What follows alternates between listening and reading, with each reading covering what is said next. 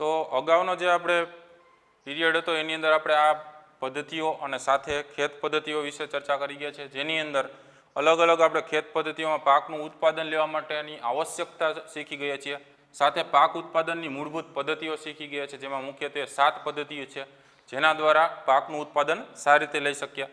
એના અલગ અલગ મુદ્દાઓ હતા, બરાબર. સાથે સાથે ભૂમિને તૈયાર કરવી, રોપણી, કુદરતી અને કૃત્રિમ ખાતર આપવાનું છે, પછી સિંચાઈ કરવાની છે, નીંદણથી રક્ષણ કરવાનું, લણણી અને સંગ્રહ, બરાબર. એમાંનો જે પહેલો પોઈન્ટ હતો એને આપણે ચર્ચા કરતા ભૂમિને તૈયાર કરવી, જેની અંદર મુખ્યત્વે પ્રથમ ચરણની આપણે વાત કરી હતી. ભૂમિને તૈયાર કરવા માટે જમીનને ઉલટાવી પડે છે, પોચી કરવી પડે છે. સાથે અળસિયા છે એ ખેડૂતના મિત્ર તરીકે આપણે ચર્ચા કરી કે એની અંદર અળસિયા જમીનને પોચી કરે છે, ઉલટાવે છે, અને જમીનની અંદર જ્યારે તે મૃત થઈ જાય છે ત્યારે જમીનમાં સેન્દ્રિય ખાતર સ્વરૂપે તે ભળી જાય છે, બરાબર. સાથે જમીનની અંદર ખનિજ તત્વો, પાણી, બરાબર, યોગ્ય પોષક તત્વો જાશે તો એ મૂળ દ્વારા છે એ શોષાશે અને પછી એ તો કે પોષક તત્વો જમીનની અંદરથી વનસ્પતિને મળશે અને એનું પાકનું ઉત્પાદન સારું લઈ શકાશે. તો જમીનને પોચી કરવી એટલે કે એની અંદર યોગ્ય કાર્બન ડાયોક્સાઇડ સાથે પાણી અને પોષક તત્વો છે એ ભરપૂરથી જમીનથી પાકનું ઉત્પાદન સારી રીતે લઈ શકીએ તો એના માટે ખેડાણ કરવું ખૂબ જ જરૂરી છે. આપણે ખેડાણની વાત કરી દીધી, જેની અંદર તો કે હળ દ્વારા ખેડતા હતા, જેમાં લોખંડનું અને લાકડાનું હળ એવા 2 પ્રકાર છે, બરાબર. અને મોટા જે ભાગ છે જમીનના એ ભાગને ઢેફાને છે એ તો કે સૂકી જમીન હોય તો એને ખેડ કરવા માટે વધારે મહેનતની જરૂર પડે, તો પાણી છાંટીને પછી ખેડ કરવામાં આવે છે. સાથે તો કે સમાનનો ઉપયોગ કરવો જોઈએ, જેથી કરીને જમીનનું તો કે યોગ્ય લેવલ આવી જાય, બરાબર, સમથળ થઈ જાય જમીન, બરાબર. હવે એના પછીનો જે ભાગ છે કે બીજને આપણે તો કે રોપવા માટે અથવા તો જે કાંઈ ઓજારો છે ઉપયોગમાં લેતા હોય તો એ ઓજારો વિશેની આપણે માહિતી છે એ મેળવવી પડશે, જેમાં આવશે ખેતીના ઓજારો, બરાબર. આનો જ પોઈન્ટ છે ભૂમિને તૈયાર કરવી. તો ખેતીના ઓજારો કેટલા છે અને ક્યાં ક્યાં, તો મુખ્યત્વે ખેતીના ઓજારો આપણે શીખવામાં આવે છે એમાં હળ, ખરપિયો અને દાંતી, એ 3 વિશે મુખ્યત્વે શીખવાનું છે. તો સારા ઉત્પાદન માટે બીજ રોપતા પહેલાં માટીના અત્યંત નાના ટુકડા કરવા ખૂબ જ આવશ્યક છે, કારણ કે માટી છે વધારે ભાગ છે જમીનનો, બરાબર. એ ભાગને તો તમારે નાના નાના ટુકડાની અંદર વિભાજિત કરી દેશો તો ખેતીના આપણે જે ઓજારો છે એના દ્વારા યોગ્ય રીતે કાર્ય કરી શકશું. તો એમાંના મુખ્ય જે ભાગ છે એમાં ક્યાં ક્યાં આવશે તો કે હળ, ખરપિયો અને દાંતી, આ 3 ભાગ સમજવાના થશે, બરાબર. જેની અંદર તો કે આ ખેતીના ઓજારો છે એ દરેકના કાર્ય કયા કયા છે અને એની અંદરથી નાના પ્રશ્નો પણ પૂછાઈ શકે. તો હળ, ખરપિયો અને કલ્ટિવેટર એટલે કે દાંતી છે, બરાબર, એ કાર્ય કઈ રીતે કરે છે એ ખેતીના મુખ્ય ઓજાર તરીકે એ સમજી લઈએ. એમાં પહેલું આવે છે હળ, બરાબર. તો હળ વિશે આપણે ચર્ચા કરીએ, જેમાં તો કે પ્રાચીન સમયથી આપણે હળનો ઉપયોગ કરતા જ આવીએ છીએ. શેના માટે હળ ઉપયોગી થાય છે એવો પ્રશ્ન પૂછાય તો જમીનની ખેડ કરવા માટે, સાથે ખાતર ભેળવવા માટે, નીંદણનો નિકાલ કરવા માટે, બરાબર. તો હળના મુખ્ય ઉપયોગો જણાવો એવો પ્રશ્ન પૂછાય તો જમીનની ખેડ કરવા માટે, ખાતર જમીનમાં ભેળવવા માટે અને નીંદણનો નિકાલ કરવા માટે. નીંદણ છે એ ક્યારે ઉગી નીકળે છે તો કે જ્યારે પાક છે એ લઈ લીધો હોય ત્યારે સાથે પાણી આપણે આપતા હોય તો બિનજરૂરી જમીનની અંદર પાણી દ્વારા જે પોષક તત્વો છે એ મળી રહેતા હોય, ત્યાં બીજા હોય તો એના દ્વારા નીંદણ છે એ ઉગી નીકળતું હોય છે, બરાબર. તો હળના આપણે મુખ્ય ભાગ જોઈએ તો એનો ઉપયોગ છે જમીનની ખેડ કરવા માટે, ખાતર ભેળવવા માટે અને નીંદણનો નિકાલ કરવા માટે ઉપયોગ કરવામાં આવે છે. હવે ઓજાર છે લાકડાનું અને લોખંડનું આપણે વાત કરી દીધી એ પ્રમાણે હળ છે એમાં. હવે બળદની જોડ છે, બરાબર, એના દ્વારા અથવા તો અન્ય પ્રાણીઓ, બરાબર, પહેલાંના સમયમાં ઘોડા કે ઊંટ રાખીને પણ ખેતી કરવામાં આવતી, તો એના દ્વારા બળદની જોડ છે એના દ્વારા સહાય કરવામાં આવે, મદદ દ્વારા એને તો કે ખેંચવામાં આવે છે, બરાબર. તો એ ભાગ છે એ કેવો છે તો કે ત્રિકોણાકાર ભાગ છે. એના ભાગ સમજી લઈએ, બરાબર. હળની અંદર તો જે લોખંડની મજબૂત ત્રિકોણાકાર પટ્ટી આવેલી હોય છે એમને શું કહેવામાં આવે છે, ફાલ કહેવામાં આવે છે. લોખંડની ત્રિકોણાકાર જે પટ્ટી આવેલી છે તેમને ફાલ કહેવામાં આવે છે. પછી બીજો જે ભાગ છે એ મુખ્ય ભાગ કીધો છે હળનો. મુખ્ય ભાગ કયો આવશે, હળ શાફ્ટ, બરાબર. આકૃતિમાં જોતા જજો. હળનો જે બીજો ભાગ આવશે એ મુખ્ય ભાગ છે, જેની અંદર આપણે કહી શકીએ કે તેમાં તો કે મુખ્ય ભાગ લાંબા લાકડાનો છે, એ બનેલો દેખાડેલો છે, વચ્ચેનો ભાગ છે હળ શાફ્ટ છે, બરાબર. અને જે છેડાનો ભાગ છે, બરાબર, જેને શું કહેવામાં આવે છે, જોત કહેવામાં આવે છે. છેડો જે છે એ મોટી ધરી જેવો ભાગ છે, તેમને શું કહેવામાં આવે છે, જોત કહેવામાં આવે છે. તો આ મુખ્ય 3 ભાગ થશે હળની અંદર, બરાબર. જેવા એમાં આકૃતિમાં આપેલું છે કે પહેલો ભાગ છે ફાલ, આપણે કીધું એ પ્રમાણે કે એની અંદર જે ભાગ છે, જે નીચે જમીનની અંદર, બરાબર, ત્રિકોણાકાર મજબૂત પટ્ટી રહેલી હોય છે, તેમને ફાલ કહેવામાં આવે છે. એ ત્રિકોણાકાર પટ્ટી છે જમીનની અંદર જાય ત્યારે તો કે લોખંડનો જે ભાગ હોય છે એ દ્વારા ખેડ કરવામાં આવતી હોય છે. સાથે વચ્ચેનો જે મુખ્ય ભાગ છે તેમને હળ શાફ્ટ કહેવામાં આવે છે. અને એક છેડા ઉપર જે હેન્ડલ જેવો ભાગ છે, જે બીજો મોટી ધરી જેવો ભાગ છે, જે બળદની જે ગરદન છે, બરાબર, તેની ઉપર રાખવામાં આવેલો છે, તો એ ભાગ છે એ જોત થશે. તો આ 3 મુખ્ય ભાગ યાદ રાખવાના છે, બરાબર. નાના પ્રશ્નમાં પણ પૂછાઈ શકે. અને એક જોડ બળદ દ્વારા અને એક માણસ દ્વારા સરળતાથી આ હળ છે એ ચલાવી શકાય છે. અને ખાસ કરીને આપણે અત્યારે જે વાપરીએ છીએ હળ છે એ લોખંડના હળ છે, એનો ઉપયોગ વધારે કરીએ છીએ, બરાબર. તો આ મુખ્ય ભાગ છે, બરાબર, જેની અંદર આ 3 ભાગ આવી જશે. જમીનની ખેડ કરવા માટે, ખાતર ભેળવવા માટે, નીંદણના નિકાલ માટે હળનો ઉપયોગ થાય. અને એના 3 ભાગ છે, ફાલ, હળ શાફ્ટ અને જોત. તો આ ભાગ છે એ લખી લ્યો, બરાબર. પછી આપણે બીજો જે ભાગ છે એ ખરપિયા વિશે સમજીએ.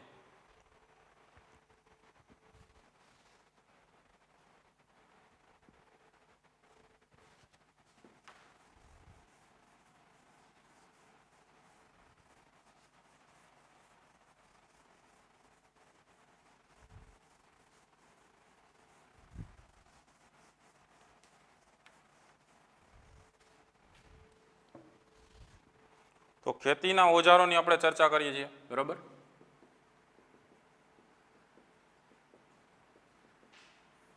જેમની અંદર આપણે હળ વિશે સમજી ગયા છીએ, બરાબર. હવે જે બીજો ભાગ આવે છે એ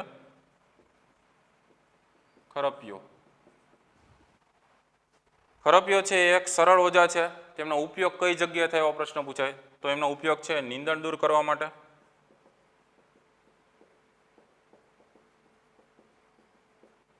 અને જમીનને પોચી કરવા માટે.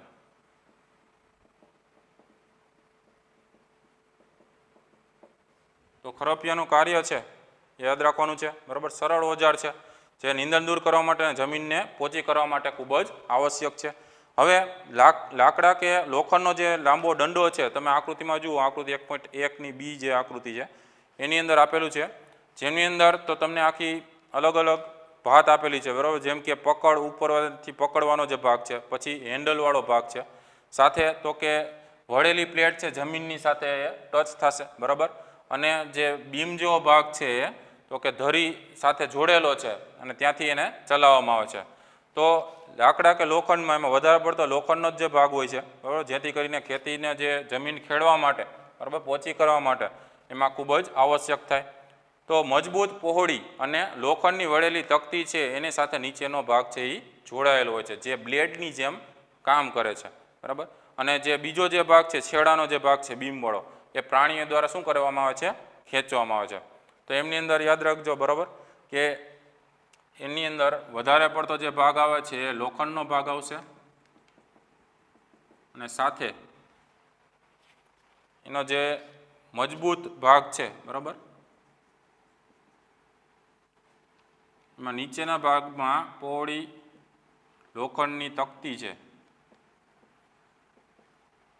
તકતી એટલે કે બ્લેડ જેવો જે આકાર દેખાય છે, બરાબર, એ તકતી કહેવામાં આવે. અને એના દ્વારા તો કે જે ભાગ છે એનાથી જમીનની જે પોચી કરવાનો ભાગ છે, ત્યાં જમીન છે એ ખેડાતી જશે, પોચી થતી જશે. અને બીજો જે ભાગ છે સામેની બાજુ, એ બીમનો છે, ત્યાંથી પ્રાણીઓ દ્વારા એને ખેંચવામાં આવે છે. તો આ રીતના ખરપિયાનું કાર્ય છે અને એના ભાગ આપેલા છે આપણે આકૃતિની અંદર. તો નીંદણ દૂર કરવા માટે અને જમીનને પોચી કરવા માટે તેનો ખાસ ઉપયોગ થાય છે, બરાબર. ચાલો, ત્યાર પછી જે ભાગ છે એ આવશે દાંતી, જેને ઇંગ્લિશમાં કલ્ટિવેટર કહેવામાં આવે. આજના સમયમાં ખેતરની ખેડ ટ્રેક્ટર દ્વારા સંચાલિત દાંતી દ્વારા કરવામાં આવે છે. દાંતી છે કેને પાછળ જોડવામાં આવે છે, ટ્રેક્ટર પાછળ જોડવામાં આવે છે, બરાબર. અને એના દ્વારા તો કે આપણે ઓછા સમયની અંદર, બરાબર, અને ઓછા શ્રમ દ્વારા એટલે કે મહેનત દ્વારા સરળતાથી આપણે ખેતી કરી શકીએ છીએ, બરાબર. તો છેલ્લો જે ભાગ આપણે સમજ્યા દાંતીનો એ તો કે આજના સમયની અંદર જે યુગની અંદર ખેતરની અંદર ખેડ કરવા માટે ટ્રેક્ટરની પાછળ દાંતી છે એ લગાડવામાં આવે છે અને ઓછા સમયગાળામાં ઓછા મહેનત દ્વારા આપણે ખેડ સારી રીતે કરી શકીએ છીએ. તો મુખ્ય 3 ભાગ છે, બરાબર. હળ વિશે સમજ્યા, પછી ખરપિયો અને દાંતી. આ 3 ભાગ છે એ આવી જશે જેના દ્વારા ખેતી છે એ કરવામાં આવે છે. આ ખેતીના ઓજારો થશે, બરાબર. તો આ પણ લખી લેજો બેયના કાર્યો નહીં.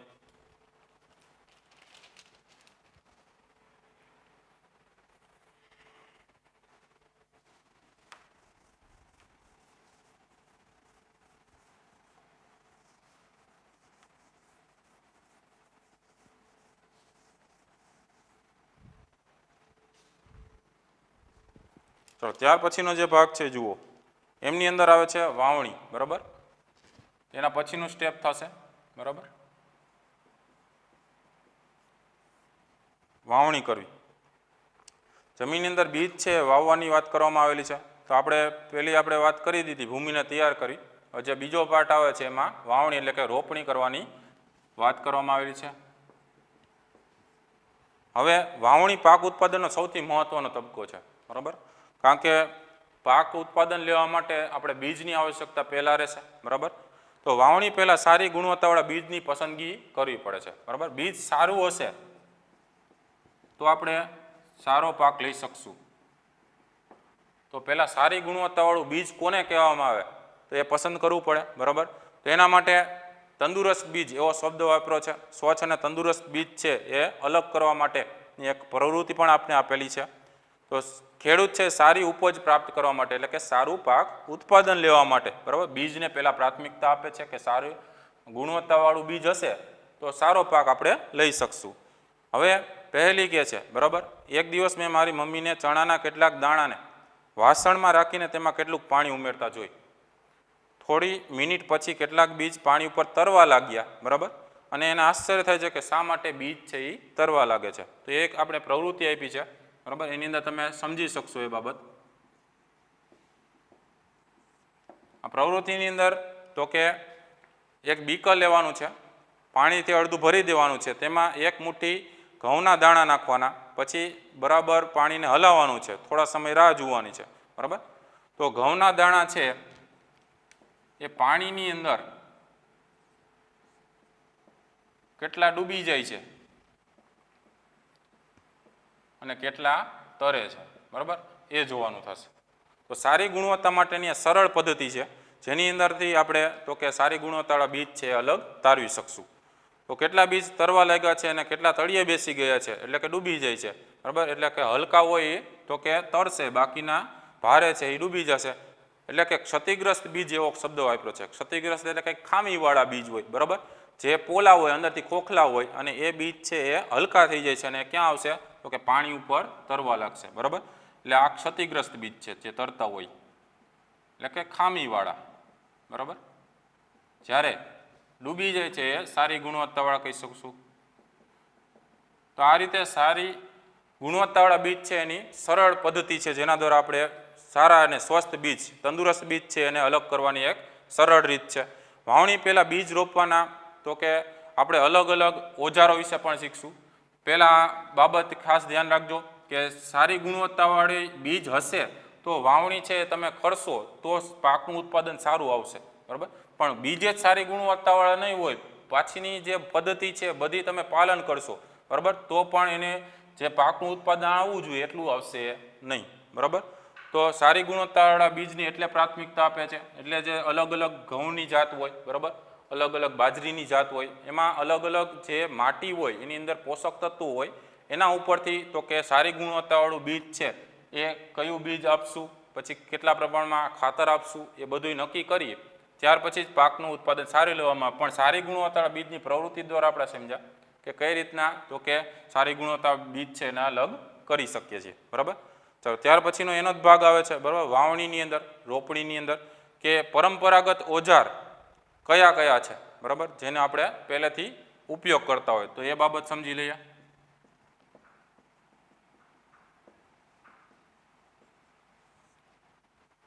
તો પહેલેથી જ બરાબર જે પ્રાચીન કાળથી આપણે બીજની વાવણી કરવા માટેનો ઓજાર છે જેની અંદર તો કે ઉપયોગ કરતા હોય એ કયું ઓજાર થશે તો કે ખેડૂત છે એ વાવણી કરવા માટે ઉપર જે ગળણી જેવો ભાગ છે એ તમને દેખાશે આકૃતિમાં જુઓ તમે 1.2 ની અંદર એ આકૃતિ આપેલી છે કે બીજ વાવણી કરવા માટેની પરંપરાગત જે પદ્ધતિ છે જેમાં ગળણી જેવો આકારનો જે ભાગ છે તેની અંદર બીજ છે એ નાખવામાં આવે છે અને નીચેનો જે ભાગ છે હળનું ત્યાં ધારદાર અણીવાળા છેડા છે બરાબર એ છેડા પાસે તો કેવા 2-3 પાઇપમાંથી એ બીજ પસાર થશે.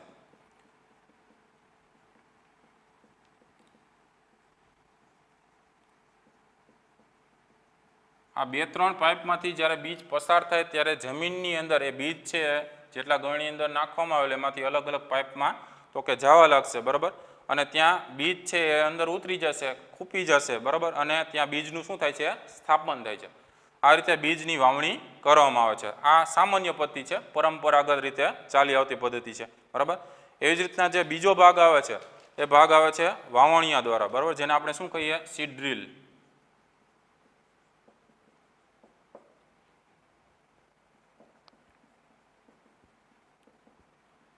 તો સીડ ડ્રીલ દ્વારા આજના જમાનાની અંદર ટ્રેક્ટરની પાછળ સીડ ડ્રીલ છે સંચાલિત વાવણીઓ છે લગાડવામાં આવે છે એનો ઉપયોગ કરવામાં આવે છે. તેના દ્વારા બીજની અંદર સમાન અંતરે બરાબર આની અંદર આપણે જોઈએ છે કે બીજ છે 2-3 પાઇપમાંથી પસાર થાય છે પણ અમુક છે એ બીજ વધારે આગળ પાછળ જતું હોય તો પણ એમાં વાવણી છે એ યોગ્ય રીતે ન થતી પણ આની અંદર જે છે એ સમાન અંતર રાખવામાં આવેલું છે. સમાન અંતરે બીજનું શું થાય છે સ્થાપન થાય છે બરાબર. સાથે તો કે એની ઊંડાઈ પણ યોગ્ય રીતે રાખવામાં આવેલી હોય છે એટલી ઊંડાઈ ઉપર જ બધા બીજનું શું થશે જમીનની અંદર સ્થાપન થશે જેથી આપણે સુનિશ્ચિત કરી શકીએ કે આ બીજ છે યોગ્ય રીતે જમીનની અંદર ખૂપી ગયું છે. સાથે આપણે વાત કરી શકીએ કે પાછળથી વાવણિયાની અંદર જો તમે ભાગ જુઓ બરાબર એમાં આવી રીતનો ભાગ છે એમાં પાછળનો જે ભાગ હોય એ જ્યારે ખેડ કરતા હોય ત્યારે પાછળનો જે ભાગ છે શું કરે તો કે જમીનને પાછું તો કે માટી છે એ ઉપર લાવતો જાય છે ઢકાતો જાય છે.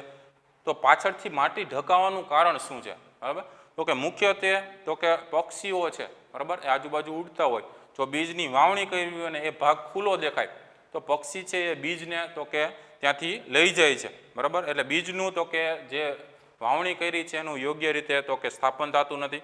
તો પક્ષીઓ દ્વારા બીજને નુકસાન થતું અટકાવવા માટે બરાબર વાવણિયા દ્વારા આપણે જે ભાગ છે જમીનને પક્ષીઓ દ્વારા જે બીજને થતું નુકસાન છે અટકાવી શકાય છે કારણ કે પાછળનો ભાગ છે એ ઢંકાતો જાય છે બરાબર. તો આ રીતના આપણે સીડ ડ્રીલ દ્વારા બરાબર એટલે કે વાવણિયા દ્વારા ઓછી મહેનતે અને ઓછા સમયની અંદર બરાબર તો સમય અને શ્રમ બંનેનો યોગ્ય રીતે આપણે બચાવ કરી શકીએ છીએ જે આપણે વાવણિયા દ્વારા કરી શકીએ છીએ. હવે જે બાબત છે એવી રીતના બીજો વાત કરવામાં આવે છે કે મારી શાળા નજીક નર્સરી છે મેં જોયું છે કે છોડને નાની નાની કોથળીઓમાં રાખેલા જોવા મળતા હોય બરાબર. તો એ કોથળીઓમાં શા માટે રાખવામાં આવેલા હોય છે ત્યારે જવાબ આપે છે પહેલી કે ધાન્ય જેવા કેટલાક છોડને બીજને પહેલાં નર્સરીમાં પહેલાં ત્યાં તૈયાર કરવામાં આવે છે ઉગાડવામાં આવે છે પછી તો કે મનુષ્ય દ્વારા ખેતરમાં રોપવામાં આવે છે જમીનની અંદર રોપવામાં આવે છે અને કેટલાક જંગલના વૃક્ષો છે એની અંદર પણ આવી રીતના જે વનસ્પતિ છે એ વનસ્પતિની અંદર તો કે જે ત્યાંથી બીજ કે એવી રીતના છોડ છે એ લઈ આવવામાં આવે છે નર્સરીની અંદર એવા બીજનું ઉત્પાદન નવું કરવામાં આવે છે અને ત્યાર પછી એને તો કે અલગ અલગ કોથળીઓની અંદર રાખી અને તેનું જે પોષણ છે યોગ્ય રીતે માટીની અંદર ખાતર આપવામાં આવે અને ત્યાર પછી અલગ અલગ જગ્યાએ લઈ જવામાં આવે ત્યાં તો કે એને રોપવામાં આવે. તો અલગ અલગ બીજની વાવણી માટેની આપણે વાત કરી બરાબર જેની અંદર તો કે પરંપરાગત ઓજાર છે એ પહેલાં ગળણીને વપરાતું હતું પછી અત્યારના આધુનિક સમયની અંદર વાવણીઓ વપરાય છે. તો બે છોડની વચ્ચે થતી ગીચતાને રોકવા માટે બીજની વચ્ચે આવશ્યક અંતર હોવું જરૂરી છે બરાબર. હવે તમને વાત કરી દે કે એક બીજ છે અહીંયા છે બરાબર બીજું બીજ અહીંયા છે તો યોગ્ય અંતર હશે તો બીજ છે એને જે આવશ્યકતા છે બરાબર સૂર્યપ્રકાશની સાથે તો કે પાણીની જમીનમાંથી રહેલા પોષક તત્વોની એ યોગ્ય રીતે તો મળશે. નહીંતર શું થશે તો કે પાસે બીજ આપણે રાખી દઈએ તો શું થશે તો કે પાસે રાખવા માટે જ આને સૂર્યપ્રકાશ આને જોતો હોય તો આની ઉપર સૂર્યપ્રકાશ ઓછો પડશે તો એ યોગ્ય રીતે સૂર્યપ્રકાશમાં ભાગ પડાવશે પછી સાથે પાણી છે અહીંયા બે પોષણ મેળવવા માટે પોષક તત્વોનું પાણી છે બે મેળવશે તો બેયનું ઉત્પાદન છે એ બે મેળવવા લાગશે તો ઓછું મળશે બેયને એટલે જમીનની અંદર યોગ્ય શું રાખવું પડે છે? અંતર રાખવું પડે છે. એટલે બે છોડની વચ્ચે થતી ગીચતાને રોકવા માટે આવશ્યક અંતર હોવું ખૂબ જ જરૂરી છે. એનાથી છોડને તો કે સૂર્યપ્રકાશ, આ યાદ રાખજો, બરાબર. છોડની આવશ્યકતા અંતર રાખવા માટે શું કામે છે? તો કે સૂર્યપ્રકાશ યોગ્ય રીતે મળી શકે, સાથે તો કે પાણી અને પોષક તત્વો.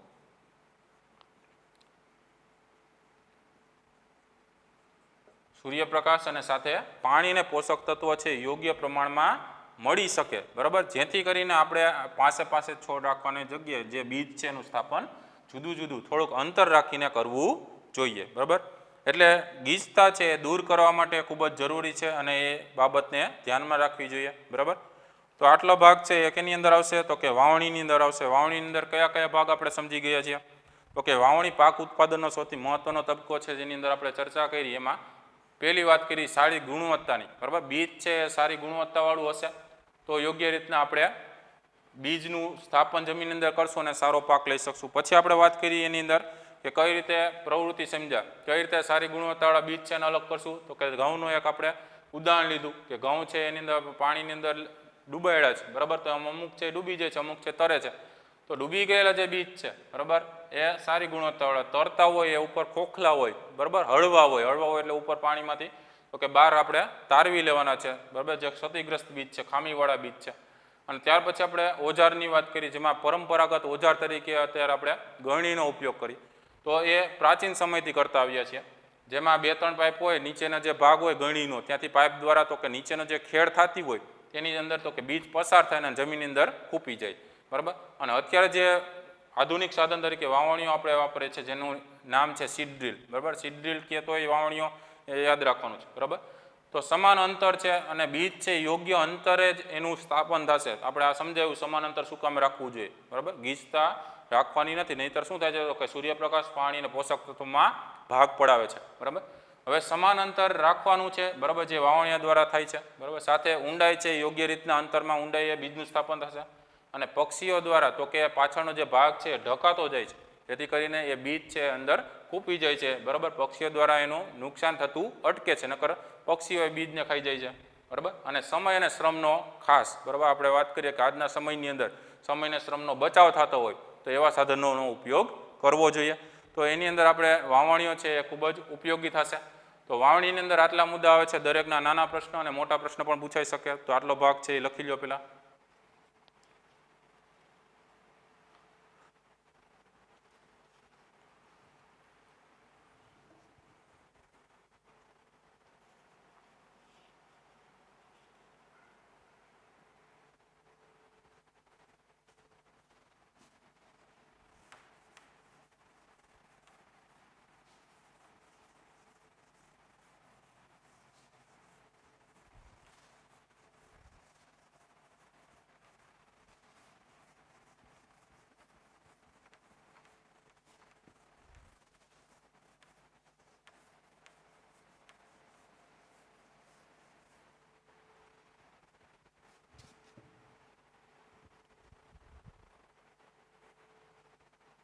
ત્યાર પછી જેવો ભાગ સમજવાનો છે, બરાબર. વાવણી એટલે રોપણી આપણે શીખી ગયા.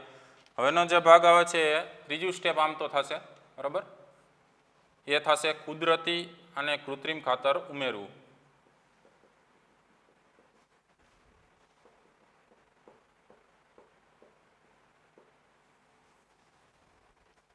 કુદરતી અને કૃત્રિમ ખાતર ઉમેરવાની વાત કરવાની છે. એ પહેલાં આપણે વાત કરી ગયા 2 સ્ટેપની, જમીનને તૈયાર કરવી અને વાવણી અને રોપણી કરવી, બરાબર.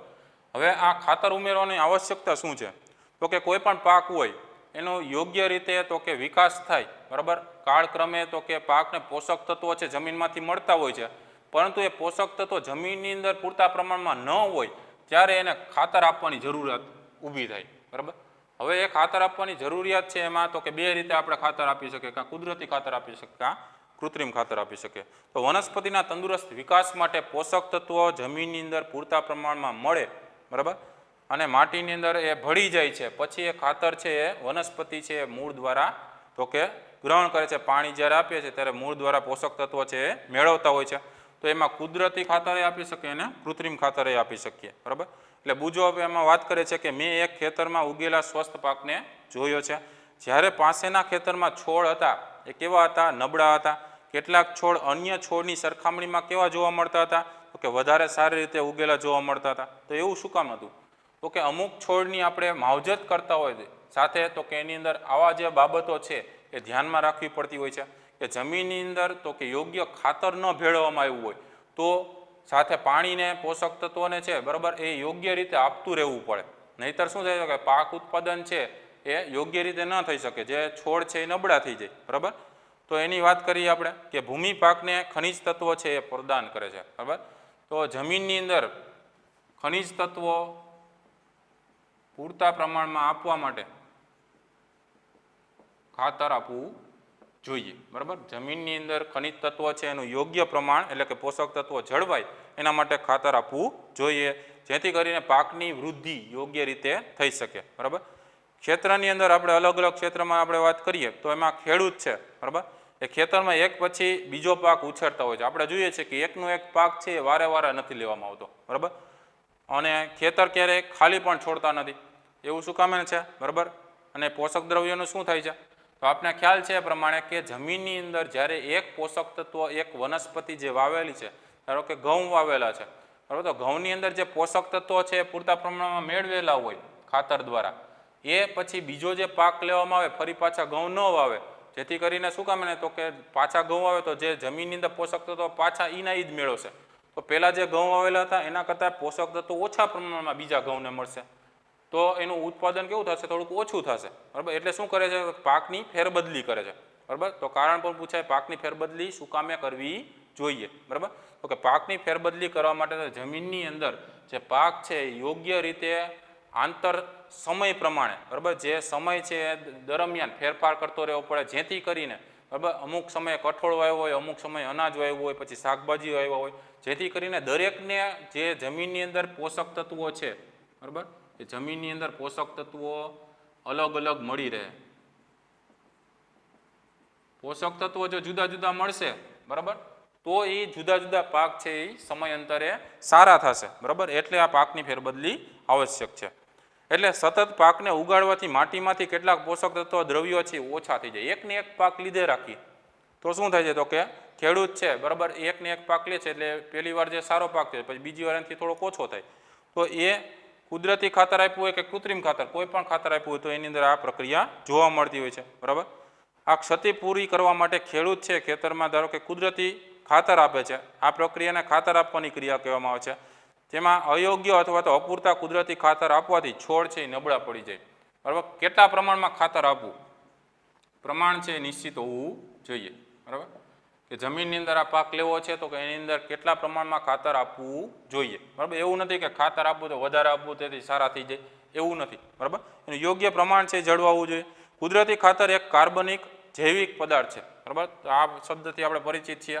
કાર્બનિક જેટલા પદાર્થો છે એ કુદરતી રીતે કાર્બનના સ્વરૂપમાંથી બનેલા છે, અને એ બધા કેવા આવશે? તો કે જૈવિક પદાર્થો કહેવામાં આવે છે, જે કુદરતી રીતે સંકળાયેલા હોય છે, જેનું આપણે વિઘટનની વાત કરી અગાઉ ચર્ચા કરી એમાં સૂક્ષ્મજીવો દ્વારા આ બધા કાર્બનિક પદાર્થો બનતા હોય છે. જમીનની અંદર કુદરતી ખાતર છે એ તો કે ખૂબ જ આવશ્યક છે. કુદરતી ખાતર છે એ આપીએ તો લાંબા સમયગાળે એમનો ફાયદો જણાય. બરાબર, કૃત્રિમ ખાતર છે એ પણ સારું છે પણ એ લાંબા સમયે થોડુંક તો કે આપણે અમુક સમય પછી એનો તો કે જમીનને ઉલટાવવી પડે, બદલાવવી પડે, એ પ્રક્રિયા કરવી પડે છે. જ્યારે કુદરતી ખાતરની અંદર તો કે વનસ્પતિ અથવા તો પ્રાણીઓનો જે વિઘટન થઈને જે કચરો છે એમાંથી બનેલું છે, જે સેન્દ્રિય પદાર્થો છે. એટલે ખેડૂત છે વનસ્પતિ તેમજ પ્રાણીના નકામા દ્રવ્યોને એક ખાડામાં એકઠા કરીને અને એનું વિઘટન કરીને આ પ્રક્રિયા દ્વારા તો કે કુદરતી ખાતર બનાવી શકે છે. બરાબર, જેમની અંદર તો કે વિઘટન છે એ સૂક્ષ્મજીવો દ્વારા થાય છે અને વિઘટન થવા માટે સડવા માટે થોડોક સમય છે એ લાગે છે. બરાબર, તો કુદરતી ખાતર સ્વરૂપે ઉપયોગમાં લેવામાં આવતા જે ખાતર છે જેનો અગાઉ પણ તમે અભ્યાસ કરી ચૂક્યા છો, જેમાં આપેલું છે. બરાબર, વર્મી કમ્પોસ્ટ ખાતર છે. બરાબર, જે ખાતર કુદરતી રીતે બનાવવામાં આવેલું છે, જેનું વિઘટન થાય છે, પછી એ ખાતર તરીકે આપણે ઉપયોગ કરીએ છીએ. અને સાથે અળસિયાનો જે ખાતર છે એ કઈ રીતે હોય છે? તો કે જમીનની અંદર જે પોષક તત્વો છે સડવા માટે બરાબર તો કે પોચા કરવા માટે તો કે આ ખાતર છે એ ખૂબ જ ઉપયોગી થાય છે. તો એ અળસિયાના ખાતર તરીકે ઉપયોગ કરી શકીએ છીએ. બરાબર, તો વર્મી કમ્પોસ્ટ ખાતર અને અળસિયાના ખાતર છે બે કુદરતી ખાતર જ છે, પણ બેનો તફાવત એ છે કે ઓલું જે છે સડવા માટે તો કે એનો અમુક સમયગાળો લાગે વર્મી કમ્પોસ્ટની અંદર, જ્યારે અળસિયાના ખાતર છે એની અંદર તો કે અળસિયા પોતે ભાગ ભજવે છે જેમ ઉપર નીચે જમીનને પોચી કરે એવી જ રીતના આમાં